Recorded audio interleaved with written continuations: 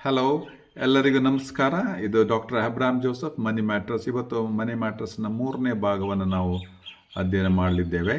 ಇವತ್ತು ನಾವು ಮುಖ್ಯವಾಗಿ ಶೇರ್ ಮಾರ್ಕೆಟ್ನಲ್ಲಿ ಟ್ರೇಡ್ ಮಾಡಲಿಕ್ಕೆ ಯಾವ ರೀತಿಯ ಪ್ರಾಡಕ್ಟ್ಗಳಿದ್ದಾವೆ ಅನ್ನೋದನ್ನು ಕಲಿಯೋಣ. ಮೊದಲನೇದಾಗಿ ಇಕ್ವಿಟಿ ಶೇರ್ ಅಂತ ಹೇಳ್ತೇವೆ, ಅಥವಾ ಸ್ಟಾಕ್ಸ್ ಅಂತ ಹೇಳ್ತೇವೆ, ಅದನ್ನು ಶೇರ್ಸ್ ಅಂತ ಹೇಳ್ತೇವೆ. ಅವುಗಳ ಲಕ್ಷಣಗಳು ಏನನ್ನೋದನ್ನು ನೋಡೋಣ. ಆಮೇಲೆ ಎರಡನೆಯದು ಬಂದ್ಬಿಟ್ಟು ಡಿರೈವೇಟಿವ್ಸ್ ಅಂತೇಳಿ. ಡಿರೈವೇಟಿವ್ಸ್ನಲ್ಲಿ ಆಪ್ಷನ್ಸ್ ಮತ್ತು ಫ್ಯೂಚರ್ನ ಬಗ್ಗೆ ಸಂಕ್ಷಿಪ್ತವಾಗಿ ನಿಮ್ಮ ಮುಂದೆ ಇಡಲಿಕ್ಕೆ ಬಯಸ್ತೇನೆ. ನಮಸ್ಕಾರ. ಮೊದಲನೇ ದಿವಸ ನಾವು ಶೇರ್ ಮಾರ್ಕೆಟ್ ಅಂದರೆ ಏನು ಅಂತ ನೋಡಿದ್ವಿ. ಎರಡನೇ ದಿವಸ ಶೇರ್ ಮಾರ್ಕೆಟಿಂದ ಆಗುವಂಥ ಅನುಕೂಲಗಳು ಅಥವಾ ಅನಾನುಕೂಲಗಳು ಏನು ಅಂತ ನೋಡಿದ್ವಿ. ಇವತ್ತು 3ನೇ ದಿವಸ ನಾವು ಶೇರ್ ಮಾರ್ಕೆಟಲ್ಲಿ ಯಾವ ರೀತಿಯ ಪ್ರಾಡಕ್ಟ್ ಇರ್ತವೆ, ಯಾವ ರೀತಿಯ ವಸ್ತುಗಳನ್ನು ನಾವು ಖರೀದಿ ಮಾಡ್ಬೋದು ಅಥವಾ ಮಾರಾಟ ಮಾಡ್ಬೋದು ಅನ್ನೋದನ್ನು ನೋಡೋಣ. ಸಾಮಾನ್ಯವಾಗಿ ಶೇರ್ ಮಾರ್ಕೆಟ್ನಲ್ಲಿ ಶೇರ್ಗಳನ್ನು ಮಾರಾಟ ಮಾಡ್ತಾರೆ. ಸೊ ಮೊದಲನೆಯ ಭಾಗ ಅಂದ್ಬಿಟ್ರೆ ಶೇರುಗಳು. ಈ ಶೇರುಗಳನ್ನು ಇಂಗ್ಲೀಷ್ನಲ್ಲಿ ಇಕ್ವಿಟೀಸ್ ಅಂತ ಹೇಳ್ತಾರೆ, ಸ್ಟಾಕ್ಸ್ ಅಂತ ಹೇಳ್ತಾರೆ. ಶೇರ್ ಯಾವುದೇ ಪದ ಬಳಸಿದರೂ ಅದರ ಅರ್ಥ ಒಂದೇ, ಇಕ್ವಿಟಿ ಅಥವಾ ಸ್ಟಾಕ್ ಅಥವಾ ಶೇರ್ಸ್ ಅಂತೇಳಿ. ಇವುಗಳ ಲಕ್ಷಣ, ಶೇರ್ನ ಲಕ್ಷಣ ಏನಂತ ಹೇಳಿದ್ರೆ, ಪಬ್ಲಿಕ್ ಕಂಪ್ನಿಗಳಲ್ಲಿ ಅಥವಾ ಸಾರ್ವಜನಿಕ ಕಂಪನಿಗಳಲ್ಲಿ ಹೂಡಿದಂಥ ಬಂಡವಾಳದ ಶೇರುಗಳನ್ನು ನಾವು ಬೇರೆಯವರಿಗೆ ಮಾರಾಟ ಮಾಡಬಹುದು. ನಾವು ನೇರವಾಗಿ ಮಾರಾಟ ಮಾಡಲಿಕ್ಕೆ ಬರಲ್ಲ. ಎಕ್ಸ್ಚೇಂಜ್ ಮೂಲಕವಾಗಿ ನಮ್ಮ ಬ್ರೋಕರ್ ಅಕೌಂಟ್ನಿಂದ, ಡಿಮ್ಯಾಟ್ ಅಕೌಂಟ್ನಿಂದ ಮಾತ್ರ ಮಾರಾಟ ಮಾಡಬಹುದು. ಇದರ ಮುಖ್ಯ ಒಂದು ಅಂಶ ಏನಂತ ಹೇಳಿದ್ರೆ, ಪ್ರತಿಯೊಂದು ಶೇರಿಗೂ ಒಂದು ಫೇಸ್ ವ್ಯಾಲ್ಯೂ ಅಥವಾ ನಾಮಿನಲ್ ವ್ಯಾಲ್ಯೂ ಅಂತ ಇರೋದು. ಅದನ್ನು ಫೇಸ್ ವ್ಯಾಲ್ಯೂ ಅಂತ ಹೇಳಿದ್ರೆ ಉತ್ತಮ. ಅದು ಫೇಸ್ ವ್ಯಾಲ್ಯೂ ಒಂದು ಶೇರಿಗೆ 10 ರೂಪಾಯಿ ಇರ್ಬೋದು, ಅಥವಾ 5 ರೂಪಾಯಿ ಇರ್ಬೋದು, 2 ರೂಪಾಯಿ ಇರ್ಬೋದು, 1 ರೂಪಾಯಿ ಇರ್ಬೋದು. ಮೊದಲು 100 ರೂಪಾಯಿ ಇತ್ತು. ಈಗ ಅದನ್ನು ಸ್ಪ್ಲಿಟ್ ಮಾಡಲಿಕ್ಕಾಗಿ ಅದನ್ನು ಕಡಿಮೆ ಮಾಡಿದ್ದಾರೆ. ಈ ಫೇಸ್ ವ್ಯಾಲ್ಯೂ ಅಂದರೆ ನಿಜವಾದ ಅದರ ಮುಖ ಬೆಲೆ ಅದು. ಆದರೆ ಫೇಸ್ ವ್ಯಾಲ್ಯೂ ಅಂತ ಹೇಳಿದರೆ ಅದರ ಮಾರ್ಕೆಟ್ ವ್ಯಾಲ್ಯೂ ಅದಕ್ಕಿಂತ ಜಾಸ್ತಿನೂ ಇರ್ಬೋದು, ಕಡಿಮೆನೂ ಇರ್ಬೋದು. ಸಾಮಾನ್ಯವಾಗಿ ಒಳ್ಳೆಯ ಕಂಪನಿಗಳ ಷೇರುಗಳ ಬೆಲೆ ಖಂಡಿತವಾಗಿಯೂ ಪ್ರೀಮಿಯಂನಲ್ಲಿ ಮಾರಾಟವಾಗ್ತದೆ. ಅದನ್ನು ನಾವು ಮಾರ್ಕೆಟ್ ಪ್ರೈಸ್ ಅಂತ ಹೇಳ್ತೇವೆ. ಉದಾಹರಣೆಗೆ ಅಶೋಕ ಲೈಲ್ಯಾಂಡ್ ಕಂಪನಿಯ ಹೆಸರನ್ನು ನೀವು ಕೇಳಿದ್ದೀರಿ. ಅಶೋಕ ಲೈಲ್ಯಾಂಡ್ ಆಟೋ ಸೆಕ್ಟರ್ನಲ್ಲಿ ಬರ್ತದೆ. ಆಟೋ ಸೆಕ್ಟರ್ನಲ್ಲಿ ಬರುವಂಥ ಅಶೋಕ ಲೈಲ್ಯಾಂಡಿನ ಫೇಸ್ ವ್ಯಾಲ್ಯೂ ಬಂದುಬಿಟ್ಟು 1 ರೂಪಾಯಿ. ಆದರೆ ಅದರ ಮಾರ್ಕೆಟ್ ವ್ಯಾಲ್ಯೂ ಇದೆಯಲ್ಲ 210 ರೂಪಾಯಿ ಇದೆ ಇವತ್ತಿನ ಮಟ್ಟಿಗೆ. ಅಥವಾ ಇನ್ನೊಂದು ಉದಾಹರಣೆ ಹೇಳೋದಾದರೆ MRF ತಗೊಳ್ಳೋಣ, ಮದ್ರಾಸ್ ರಬ್ಬರ್ ಫ್ಯಾಕ್ಟರಿ, ಟಯರ್ಗಳ ಕಂಪನಿ. ಇದರ ಫೇಸ್ ವ್ಯಾಲ್ಯೂ ಬಂದುಬಿಟ್ಟು 10 ರೂಪಾಯಿ ಇದೆ. ಆದರೆ ಅದರ ಮಾರ್ಕೆಟ್ ವ್ಯಾಲ್ಯೂ ಎಷ್ಟಿದೆ ಅಂತ ಹೇಳಿದ್ರೆ 1,10,000 ಸುಮಾರಿಗಿದೆ. ಇದು 1,50,000ವರೆಗೆ ಹೋಗಿತ್ತು, ಈಗ 1,10,000 ಆಮೇಲೆ ಈ ಶೇರುಗಳನ್ನು ನಾವು ಮಾರಾಟ ಮಾಡ್ಬೋದು ಅಥವಾ ಖರೀದಿ ಮಾಡ್ಬೋದು. ಖರೀದಿ ಮಾಡ್ಬೇಕಂದ್ರೆ ಅದರ ಫುಲ್ ಅಮೌಂಟನ್ನು, ಮಾರ್ಕೆಟ್ ವ್ಯಾಲ್ಯೂವನ್ನು ನಾವು ಕೊಟ್ಟರೆ ಮಾತ್ರ ನಾವು ಅದರ ಮಾಲೀಕರಾಗ್ತೇವೆ. ಒಂದು ಶೇರನ್ನು ತಗೊಂಡಾಗ ಅದರ ಮಾರ್ಕೆಟ್ ವ್ಯಾಲ್ಯೂ ಏನಿದೆ ಅಷ್ಟು ತಗೊಂಡಾಗ ಅದರ ಮಾಲೀಕರಾಗ್ತೇವೆ ನಾವು. ಅಥವಾ ಖರೀದಿ ಮಾಡುವಾಗ ಅದರ ಫುಲ್ ವ್ಯಾಲ್ಯೂ ಕೊಡಬೇಕು. ಮಾರಾಟ ಮಾಡುವಾಗ ಮಾರ್ಕೆಟ್ನಲ್ಲಿ ಏನು ವ್ಯಾಲ್ಯೂ ಇದೆ ಆ ವ್ಯಾಲ್ಯೂಗೆ ನೀವು ಮಾರಾಟ ಮಾಡಲಿಕ್ಕೆ ಇಷ್ಟಪಟ್ಟರೆ ಅದನ್ನು ಮಾರಾಟ ಮಾಡ್ಬೋದು. ಇದನ್ನು ಎಷ್ಟು ಕಾಲದವರೆಗೆ ಬೇಕಾದರೂ ನೀವು ಇಟ್ಕೊಳ್ಬೋದು. ಇವತ್ತೇ ಬಾಯ್ ಮಾಡಿ ಇವತ್ತೇ ಸೆಲ್ ಮಾಡ್ಬೋದು, ಅಥವಾ ನಾಳೆ ಸೆಲ್ ಮಾಡ್ಬೋದು, ಅಥವಾ 1 ತಿಂಗಳು, ಅಥವಾ 1 ವರ್ಷ, ಅಥವಾ 10 ವರ್ಷ, ಅಥವಾ ಸೇಲ್ ಮಾಡ್ದೇ ಇರ್ಬೋದು.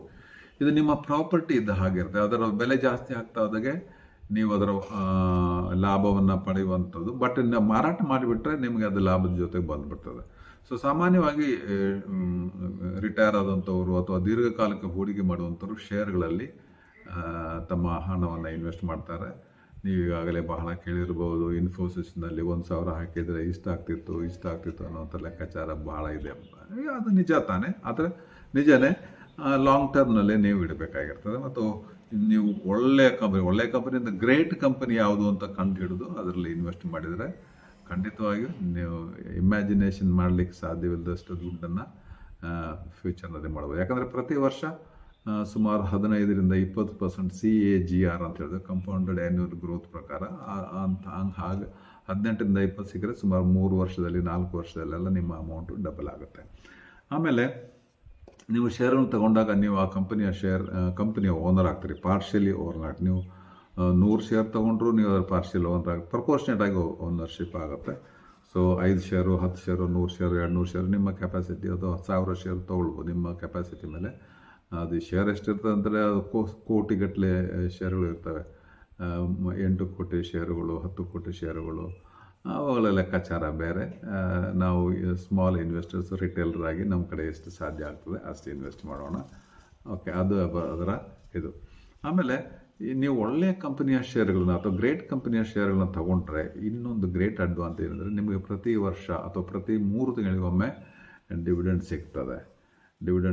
ಆಮೇಲೆ 4-5 ವರ್ಷಗಳಿಗೊಮ್ಮೆ ಕೆಲವೊಮ್ಮೆ ಕಂಪನಿ ಬೋನಸ್ ಶೇರ್ ಡಿಕ್ಲೇರ್ ಮಾಡಿದಾಗ ನಿಮಗೆ ಬೋನಸ್ ಶೇರ್ ಸಿಗ್ತದೆ. ಉದಾಹರಣೆಗಾಗಿ ಇತ್ತೀಚೆಗೆ ರಿಲಯನ್ಸ್ ಇಂಡಸ್ಟ್ರಿ ಅವರು ಬೋನಸ್ ಶೇರನ್ನು ಕೊಟ್ಟರು. ಸೊ 1 ಶೇರಿಗೆ 2 ಶೇರ್ನ ರೀತಿಯಲ್ಲಿ ಬೋನಸ್ ಶೇರ್ ಕೊಟ್ಟರು.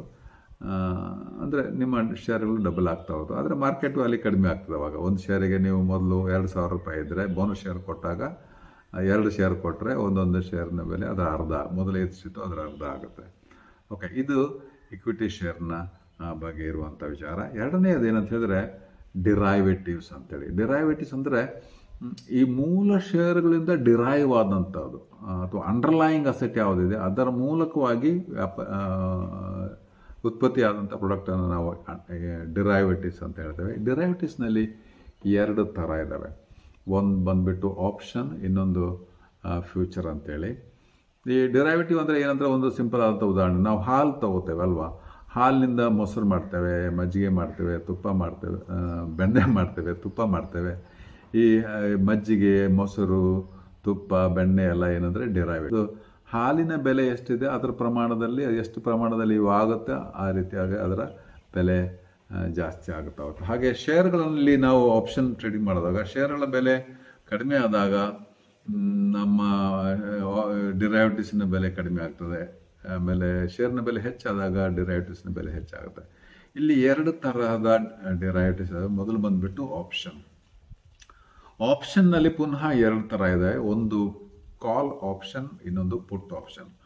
ಕಾಲ್ ಆಪ್ಷನ್ ಅಂದರೆ ಏನಂತ ಹೇಳ್ತೇನೆ, ಈಗ ನಾನು ತಿಳ್ಕೊತಾನೆ ಒಂದು ಕಂಪನಿಯ ಶೇರ್ನ ಬೆಲೆ ಇವತ್ತು 100 ರೂಪಾಯಿ ಇದೆ, ಅದು 110 ರೂಪಾಯಿ ಆಗುತ್ತೆ ಇನ್ನೊಂದು ವಾರದೊಳಗಡೆ ಅಂತ ಹೇಳಿದರೆ ನಾನೇನು ಮಾಡ್ತೇನೆ, ಮುಂದಿನ ವಾರ 110 ರೂಪಾಯಿ ಆಗುತ್ತೆ, ಈಗ 100 ರೂಪಾಯಿ ಇದೆ, ನಾನೇನು ಮಾಡ್ತೇನೆ ಒಂದು ಲಾಟ್ ಸೈಜ್ನಲ್ಲಿ ತೊಗೊಳ್ಬೇಕು. ಇದು 1 ಅಥವಾ 2 ಶೇರ್ನಲ್ಲಿ ತೊಗೊಳ್ಲಿಕ್ಕೆ ಬರಲ್ಲ. ನಾನೊಂದು 100 ಶೇರ್ ತೊಗೋತೇನೆ. 100 ಶೇರಿಗೆ ನೀವು ಪೂರ್ತಿ ಹಣ ಕೊಡಬೇಕಾಗಿಲ್ಲ, ಕಡಿಮೆ ಅಮೌಂಟ್ ಕೊಟ್ಟರೆ ಸಾಕು. ಸೊ ನೀವು 100 ಶೇರ್ಗಳನ್ನ ತಗೊಳ್ತೀರಿ. ಈ ನೀವು 10 ರೂಪಾಯಿ ಜಾಸ್ತಿ ಆಗುತ್ತೆ ಅಂತ ನೆನೆಸ್ಕೊಂಡ್ರೆ 8 ರೂಪಾಯಿ ಜಾಸ್ತಿ ಆಗುತ್ತೆ ಅಂದ್ರೂ 100 ಗುಣಿಲೆ 8 800 ರೂಪಾಯಿ ನಿಮಗೆ ಸಿಗುತ್ತೆ, ಲಾಭವಾಗಿ ಸಿಗುತ್ತೆ. ಸೊ ಇದರಲ್ಲಿ ಭಾಳ ರಿಸ್ಕ್ ಏನಂತ ಹೇಳಿದ್ರೆ, ನೀವು ಹಾಕಿದ್ದಕ್ಕೆ ಎಕ್ಸ್ಪೈರಿ ಡೇಟ್ ಇರ್ತದೆ. 1 ವಾರ, ಸಾಮಾನ್ಯವಾಗಿ 1 ವಾರ ಅಥವಾ 1 ತಿಂಗಳು ಇರ್ಬೋದು. ಇದು ಆಪ್ಷನ್ ಇಂಡೆಕ್ಸ್ನಲ್ಲಿ ಸಾಮಾನ್ಯವಾಗಿ ಮಾಡ್ತಾರೆ. ಬ್ಯಾಂಕ್ ನಿಫ್ಟಿ 50ಯಲ್ಲಿ ಮಾಡ್ತಾರೆ. ಜನ ದುಡ್ಡು ಕಳ್ಕೊಳ್ಳೋದು ಇಲ್ಲೇನೆ, ದಿವಾಳಿ ಆಗೋದು ಇಲ್ಲೇನೆ. ಏನು ಗೊತ್ತಿಲ್ಲದಂಗೆ ಯೂಟ್ಯೂಬ್ನಲ್ಲಿ ಏನೋ ಮಾಡ್ಲಿಕ್ಕೆ ಹೋಗಿ, ಏನೋ ನೋಡ್ಲಿಕ್ಕೆ ಹೋಗಿ ನಾನು ಅಷ್ಟು ಗಳಿಸಿದೆ, ಇಷ್ಟು ಗಳಿಸಿದೆ ಅಂತ ನೋಡ್ತಾರೆ. ಅವ್ರು ಗಳಿಸಿರ್ಬೋದು, ಆದರೆ ಅವರ ಅನುಭವ ನಿಮಗೆ ಇಲ್ಲದೇ ಇದ್ದರಿಂದ ನೀವು ಅದನ್ನು ಮಾಡ್ಲಿಕ್ಕೆ ಹೋದಾಗ ಹಾನಿ, ಖಂಡಿತವಾಗಿ ಹಾನಿ ಆಗ್ತದೆ. ಸೆಬಿ ಹೇಳ್ತದೆ 5% ಜನ ಮಾತ್ರ ಈ ಆಪ್ಷನ್ನಲ್ಲಿ, ಫ್ಯೂಚರ್ನಲ್ಲಿ ದುಡ್ಡು ಮಾಡಿದ್ದಾರೆ ಅಂತೇಳಿ. ಉಳಿದಂಥ 95 ಜನ ದುಡ್ಡು ಕಳ್ಕೊಂಡಿದ್ದಾರೆ. ಸೊ ನೀವು ಈ ಆಪ್ಷನ್ನ ಅಥವಾ ಫ್ಯೂಚರ್ನಲ್ಲಿ ತಕ್ಷಣ ಟ್ರೇಡ್ ಮಾಡಲಿಕ್ಕೆ ಹೋಗಬೇಡಿ. ಇಕ್ವಿಟಿಯಲ್ಲಿ ಮಾತ್ರ ಶೇರ್ ನೀವು ಟ್ರೇಡ್ ಮಾಡಿ ಲಾಂಗ್ ಟರ್ಮಲ್ಲಿ ಇಟ್ಟರೆ ಒಳ್ಳೆಯದಾಗಿ ಲಾಭವನ್ನು ಗಳಿಸಬಹುದು. ಎರಡನೇದು ಆಪ್ಷನ್ನಲ್ಲಿ ಎರಡನೇದು ಬಂದುಬಿಟ್ಟು ಪುಟ್ ಆಪ್ಷನ್ ಅಂತ. ಪುಟ್ ಆಪ್ಷನ್ ಅಂತ ಹೇಳಿದ್ರೆ ಬೆಲೆ ಕಡಿಮೆ ಆಗ್ತದೆ ಅಂತ ತಿಳ್ಕೊತೀರಿ, ಮುಂದೆ ಬೆಲೆ ಕಡಿಮೆ ಆಗ್ತದೆ ಅಂತೇಳಿ ನೀವು ಅದೇನು ಮಾಡ್ತೀರಿ, ಇವಾಗ ಬೈ ಮಾಡ್ತೀರಿ. ಅಂದರೆ ಅದು ಆ್ಯಕ್ಚುಲಿ ಟೆಕ್ನಿಕಲಿ ಇವಾಗ ಸೆಲ್ ಮಾಡ್ತೀರಿ. ನೀವು ನಿಮ್ಮಲ್ಲಿ ಇಲ್ಲದಂಥ ಶೇರ್ಗಳನ್ನು ಸೆಲ್ ಮಾಡ್ತೀರಿ, ಅದು ಆಪ್ಷನ್ ಕೊಡ್ತದೆ. ಅಂದರೆ 100 ರೂಪಾಯಿ ಇದೆ, ಈಗ ನೀವು ತಿಳ್ಕೊತೀರಿ ಅದರ ಬೆಲೆ 90 ರೂಪಾಯಿ ಆಗ್ಬೋದು ಅಂತೇಳಿ 1 ವಾರದಲ್ಲಿ.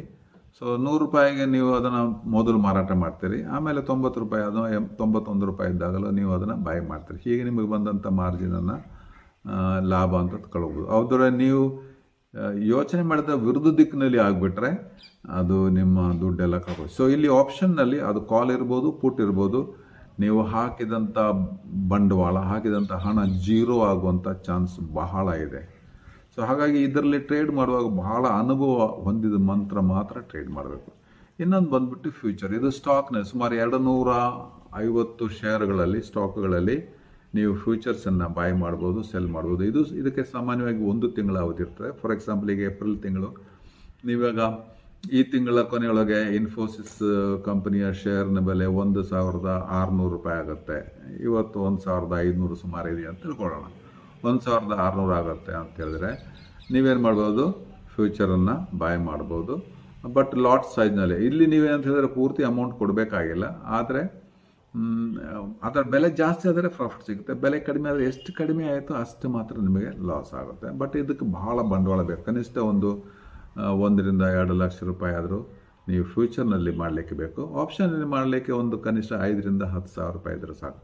ಸೊ ಸಾಮಾನ್ಯವಾಗಿ ನಾನು ಟ್ರೈನಿಂಗ್ ಮಾಡುವಾಗ ಎಲ್ಲರಿಗೂ ಹೇಳ್ತೇನೆ, ಫ್ಯೂಚರ್ ಮತ್ತು ಆಪ್ಷನ್ನಿಂದ ದೂರ ಇರಿ. ನೀವು ಇಕ್ವಿಟಿಯಲ್ಲಿ ಸಾಕಷ್ಟು ದುಡ್ಡು ಮಾಡಿದ ಮೇಲೆ ಇಲ್ಲಪ್ಪ ನನಗೆ ಮಾಡಲೇಬೇಕು ಅಂತ ಏನಾದರೆ ನೀವು ಅದನ್ನು ಆಪ್ಷನಲ್ಲಿ ಟ್ರೇಡ್ ಮಾಡ್ಬೋದು. ಆದರೆ ಆಪ್ಷನಲ್ಲಿ ಟ್ರೇಡ್ ಮಾಡುವಾಗ ನೀವು ಸಿಸ್ಟಮ್ನ ಮುಂದೆನೇ ಕೂತ್ಕೊಂಡಿರಬೇಕು. ಓಕೆ, ಇದು ಇಕ್ವಿಟಿಲಿ ಆದರೆ ನೀವು ಶೇರ್ ಬೈ ಮಾಡಿ ಅದನ್ನು ಬೇಕಾದರೆ ನೀವು ವಾರಕ್ಕೊಮ್ಮೆ, 15 ದಿವಸಕ್ಕೊಮ್ಮೆ ಅಥವಾ ದಿವಸಕ್ಕೊಮ್ಮೆ ನೋಡಿದರೂ ಸಾಕು. Okay, thank you.